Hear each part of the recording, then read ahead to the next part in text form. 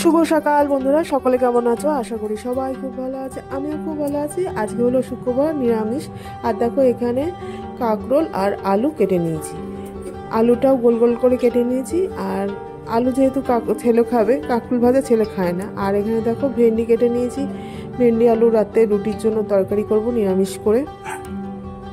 আর ভেন্ডিতে যেই আলু দেবো সেই আলুগুলো ছোট্ট ছোট্ট করে কেটে নিয়েছি। এখানে দুটো ছোট আলু দিয়েছি। আর এখানে দেখো কড়াই তেল গরম হয়ে গেছে। আগে কাঁকরোলটা ভেজে নেব।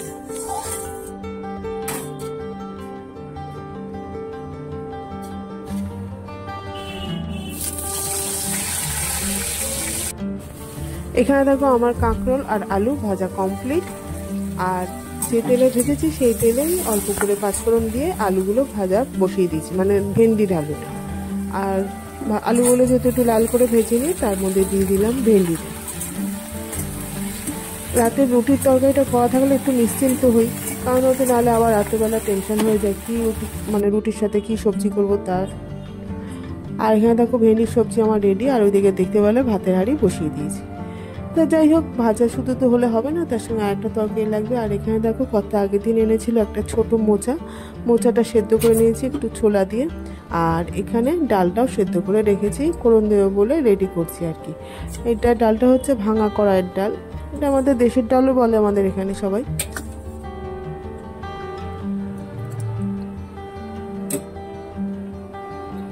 আর এখানে যে ডালের মধ্যে দেবো আদা, সেটুকু স্ক্যাপারে কুড়িয়ে রেখেছি। তো যাই হোক, আর ওইদিকে রান্না করতে করতে খিদেও পেয়ে গেছিলো, ব্রেকফাস্টও হয়নি, তার জন্য পেটটাও ভালো ছিল না বলে তাই একটু জলের মধ্যে মুড়ি আর বাতাসা দিয়ে দিলাম, মানে জল মুড়ি খাবো বলে।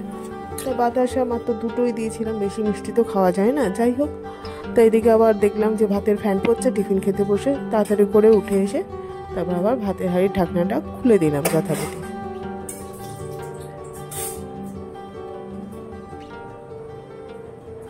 দিয়ে এইদিকে দেখলাম যে যেই ডালটা ফোড়ন দেবো তার তেলটা বসিয়ে দিয়েছিলাম, সেই তেলটাও গরম হয়ে গেছে কড়াই।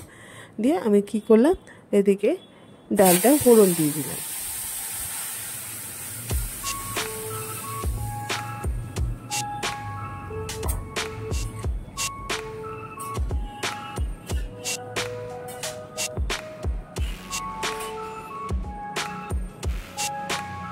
ডালটা ফোড়ন দিয়ে তারপর দেখলাম ভাতটা হয়ে গেছে, ভাতটা গড় দিয়ে দিলাম। তার মধ্যে আমার অবশ্য ব্রেকফাস্ট করা কমপ্লিট হয়ে গেছে। এদিকে আমার ডালটাও রেডি হয়ে গেছে, দেখতেই পাচ্ছ। আর এবারে করবো হচ্ছে এই মোচার তরকারিটা। মোচার জন্য আবার আলুগুলো ডুমো ডুমো করে কেটে নিয়েছি, মানে ভেন্ডির যে আলু কেটেছিলাম তার থেকে একটু বড় সাইজে। আর এখানে একটা মশলা করে নিয়েছি, আদা, টমেটো আর কাঁচা লঙ্কার পেস্ট। এবার এই ডালটা নামাবো, নামিয়ে বসিয়ে দেবো হচ্ছে মোচার তরকারিটা। আর কত আগের দিন এনেছিল একটা বাতাবি লেবু, সেটা কাটাই হয়নি। তা ভাবলাম যে শুকিয়ে যাবে, বাতালেবুটা রেখে দিলে, তাই ভাবলাম ওটা কেটে সবার খাওয়া হয়ে যাবে, কাটলেই খাওয়া হয়ে যাবে, আর পড়ে থাকলে শুকিয়ে যায়। তা এইভাবে তাই ভাবলাম যে এটা কেটে রাখি, তাহলে দুপুরবেলায় ভাত টাত খেয়ে তার কিছুক্ষণ পরে দিলে সবাই খেয়ে নিতে পারবে।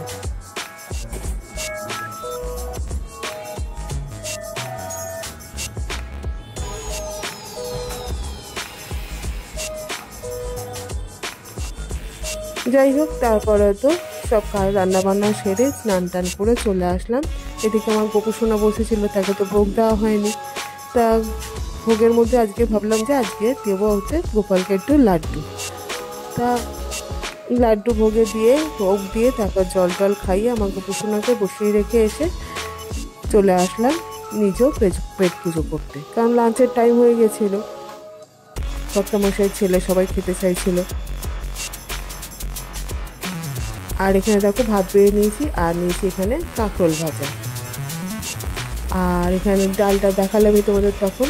আর এদিকে ছেলের পাতে আলু ভাজাও দিয়েছি, যেহেতু ছেলে কাঁকরোল ভাজা খায় না। আর ওই যে মোচার তরকারি, আর লাস্ট পাতে একটু টক দিই। বেশ, এই হলো আজকের মেনু। চলো টাটা।